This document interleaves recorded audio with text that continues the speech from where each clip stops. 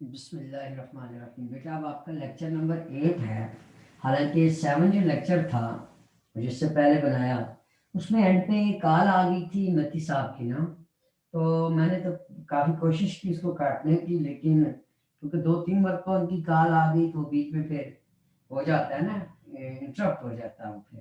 तो फिर मैंने कहा कि चलो वहीं तक लेक्चर बनने देता हूँ, तो उसके बाद जो नेक्स्ट है जो लेक्चर होगा उसमें आपको जो रिमेनिंग पार्ट्स इसके रह जाएंगे तो वो करवा देता हूँ। तो अब इस लेक्चर में मैं आपको यही जो एनर्जी है कि आया वो डायपोल के अंदर किस तरीके से या कैसे वो रखता है, उसकी कैलकुलेशन कहाँ से निकालनी है, इसमें कोई शक नहीं कि इससे पहले जो हमने पढ़ा वो energy contained in A electric dipole है। लेकिन जो एनर्जी है डायपोल के पास या जो होती है हम निकालते कैसे हैं उसकी बात भी करता हूँ। तो हमने अभी तक जो पढ़ा उसमें हमने एनर्जी इन डायपोल पढ़ा रोटेशन, एनर्जी इन डायपोल, और ये भी रोटेशन में पढ़ा। अब ये क्या क्या पढ़ा हमने, मैं इसकी पोजीशन लिख देता हूँ। नंबर पहली पोजीशन, जब पी आपका जो डायपोल मूवमेंट है उसकी डायरेक्शन और ई की डायरेक्शन ये दोनों सेम हो, यानी इनके दरमियान थीटा क्या हो, 0 डिग्री हो, तो उस वक्त आपके पास पोटेंशियल एनर्जी की क्या वैल्यू होती है और आपका वर्क डन कितना होता है और आपकी नेट यानी टोटल पोटेंशियल एनर्जी कितनी होती है।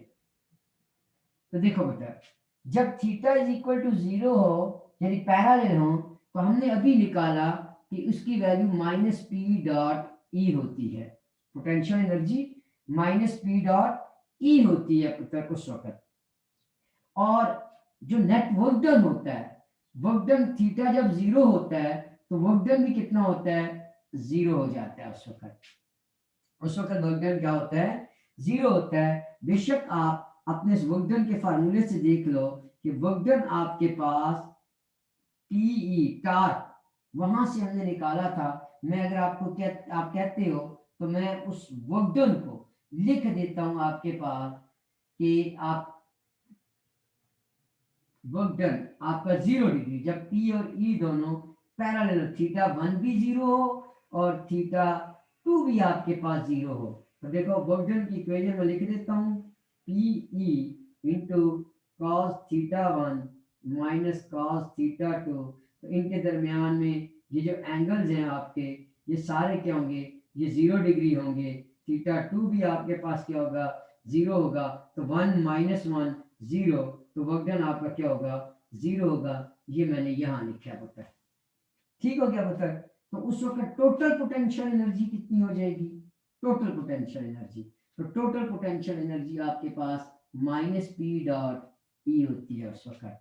ये पहली कंडीशन। दूसरी कंडीशन क्या है, जब ई आपका इधर हो, पी आपका जो है वो 90 डिग्री बना रहा हो, यानी थीटा आपका कितना हो, 90 डिग्री हो, तो आपकी potential energy minus P dot E ही होती है। पोटेंशियल एनर्जी इतनी होती है। वर्क डन किसके बराबर होता है, पी ई के बराबर होता है। 0 से 90 हमने यहाँ लिखा था 0 डिग्री, और एक को 90 डिग्री लिखा था, तो यहाँ पी ई आया था। तो टोटल पोटेंशियल एनर्जी कितनी होगी, minus P E plus P कितनी होगी, 0 होगी। इसी तरीके से तीसरी कंडीशन, जब ई इधर हो और आपका पी इस साइड पे हो, तो पोटेंशियल एनर्जी को तो आम पी और ई लिखते हैं माइनस पी, तो आपका वर्क डन कितना था, 2 टाइम ऑफ पी ई लिखते हैं, 2 में से ये निकालेंगे तो प्लस पी इंटू ई आ जाएगा।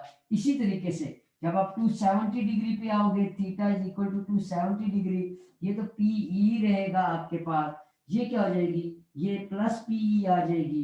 तो आपके पास फिर भी यहाँ क्या रहेगा, आपकी टोटल पोटेंशियल एनर्जी क्या हो जाएगी, वो 0 ही रहेगी। तो एनर्जी इन डायपोल में हम लोग क्या करते हैं उसकी बात करता हूँ। तो देखो इन सारी कंडीशन में देखो, तो इस पॉइंट पे आपके पास जो पोटेंशियल एनर्जी है वो आपके पास 0 आ रही है, ये बताओ। तो आप इधर अगर देखो तो ये कंडीशन ऐसी है, ये कंडीशन, ये ये कंडीशन ऐसी है कि जो आप लोग यहाँ पॉजिटिवली यानी इसके मतलब कह सकते हो पुत्र कि क्योंकि 270 वो डाउनवर्ड से ऊपर की तरफ जा रहा है तो वो भी ठीक है, लेकिन आम तौर पे आप लोग 90 डिग्री को अपने लिए इसको बेस बनाएंगे। जब आप एनर्जी में डायपोल देखेंगे ना तो बेटा याद रखना हम उसको 90 डिग्री से उसको क्या करेंगे, उसको अपनी बेस बनाएंगे 90 डिग्री को, और उसको ई की डायरेक्शन में, ये ई की डायरेक्शन में अपने आप को रिलैक्स करेगा पता है। तो याद रखना 90 डिग्री की पोजीशन से हम इसको शुरू करेंगे।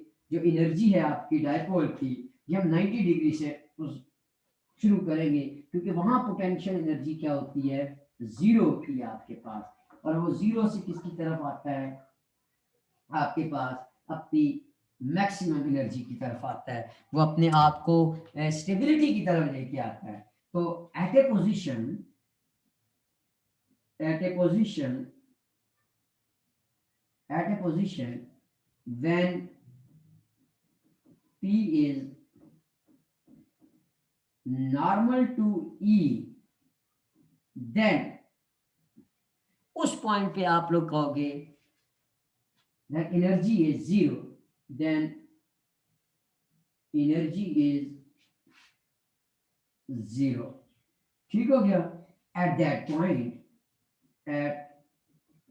point हम वहां से शुरू करेंगे इसको, यानी मेरे कहने का मतलब ये है, ये आपकी ई की डायरेक्शन, ये आपकी पी की डायरेक्शन, तो यहाँ आपके पास उस वक्त 90 डिग्री है, तो यहाँ क्या है, पोटेंशियल एनर्जी आपकी जीरो है, तो जीरो से हम किसकी तरफ आएंगे, मैक्सिमम की तरफ, और वो कहाँ आती है, वो पैरेलल में आती है। तो हम इसको क्या करेंगे, अब इस तरीके से यहाँ इस पी को इधर रोटेट करेंगे, ये कोई ना कोई यहाँ क्या करेगा, एंगल बनाएगा पुत्र, हम इधर लेके आ रहे हैं। Now dipole is rotating through, अब मैं क्या कर रहा हूँ, इसको रोटेट कर रहा हूँ एक स्मॉल छोटे छोटे एंगल पे, क्योंकि रोटेट कर रहा हूँ तो वही कंसेप्ट जो आपको पहले टॉर्क में समझाया था वो यह भी लगता है पुत्र, कि हम छोटे छोटे पैचेस में इसको लेके आएंगे, छोटे छोटे डिस्प्लेसमेंट में लेके आएंगे। No dipole is rotating through small angle theta d theta.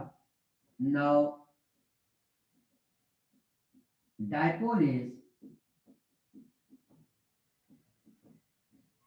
rotating through d theta, then work done will be, ये पहले भी मैंने किया है वो एनर्जी के लिए, then work done के लिए will be dw is equal to tau into d theta, वही कैलकुलेशन है, सिर्फ आप 90 टू थीटा आना है हमने, ठीक हो गया। Then total work done, then total work done from 90 degree to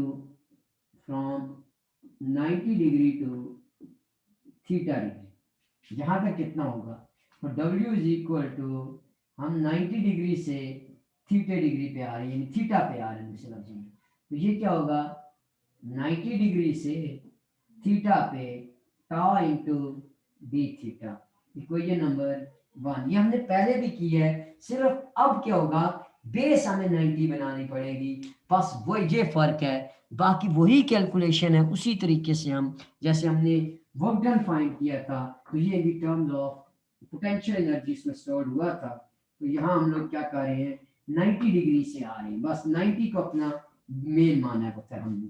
तो यहाँ से अगर मैं बात करूँ तो मैं इसको लिख सकता हूँ, W is equal to 90 degree से थीटा की तरफ आ रहा हूँ मैं, 90 से थीटा पे, तो यहाँ आपके पास टा अगर आपको याद हो पी ई साइन थीटा था, पी क्रॉस ई था, P E sine of theta into d theta, और ये आपके पास 90 डिग्री और थीटा, इसमें पी और ई को कॉमन ले लो, और इंटीग्रेशन 90 डिग्री और theta sine of theta into d theta, और अगर आपको याद हो कि sine theta minus cos theta होता है, इसका इंटीग्रेशन माइनस कॉस थीटा और upper limit minus lower limit, ठीक हो गया, upper limit minus lower limit, कहाँ से आप चले और कहाँ आना है आपने।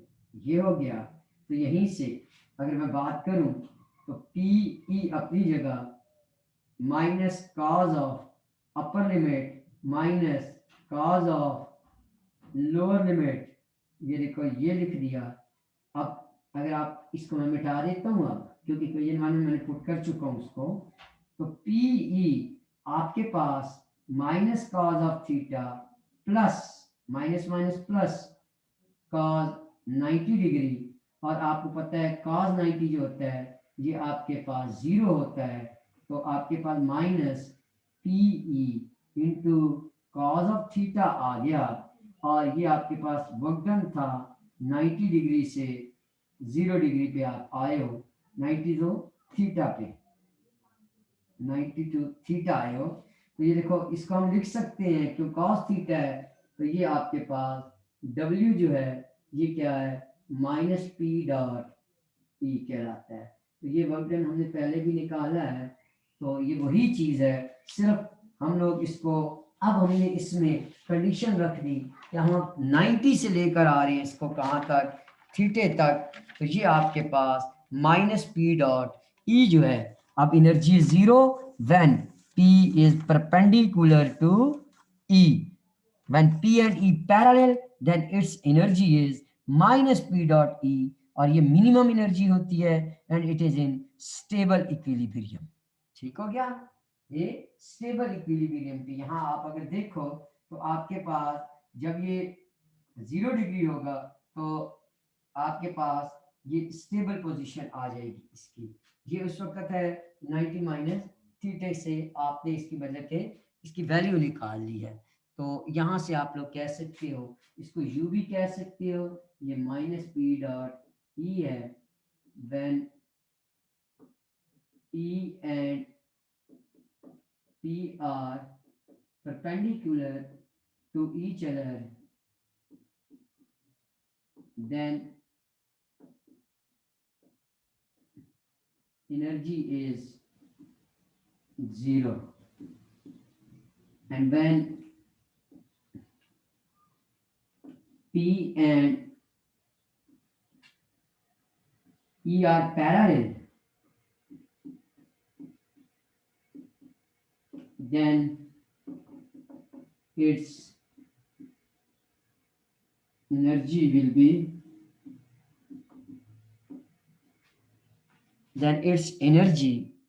be minus P dot E and it is in stable position और इक्विलिब्रियम जिसको आप लोग कहते हो BRIUL इक्विलिब्रियम। उसको मैं थोड़ा सा नीचे कर देता हूं ताकि आपको ये नजर आ जाए। ये मैंने जल्दी जल्दी लिखा है, बड़ा करके लिखा है पुत्र। तो ये अपनी किस कंडीशन में आएगा, ये स्टेबल पोजीशन में या इक्विलिब्रियम पोजीशन में इसको कहेंगे, ये आएगा। क्योंकि वो सर आपके उसमें कॉल कर रहे थे, तो वरना ये मैं उसी लेक्चर के साथ नथी कर देता, लेकिन क्योंकि कॉल आ रही थी इस वजह से ये फिर मैंने 15-20 मिनट का, जो 15 मिनट का लेक्चर है ये बिल्कुल इलादा बनाया है। अब आपकी मर्जी, अगर आपको इसमें से कोई चीज़ समझ ना आए तो आप पूछ सकते हो पुत्र, कोई मसला नहीं। ठीक है पुत्र, ये आपका उसका रिमेनिंग पार्ट लिख देता हूँ इसको लेक्चर नंबर 7 का। ठीक है बेटा, अल्लाह हाफिज़।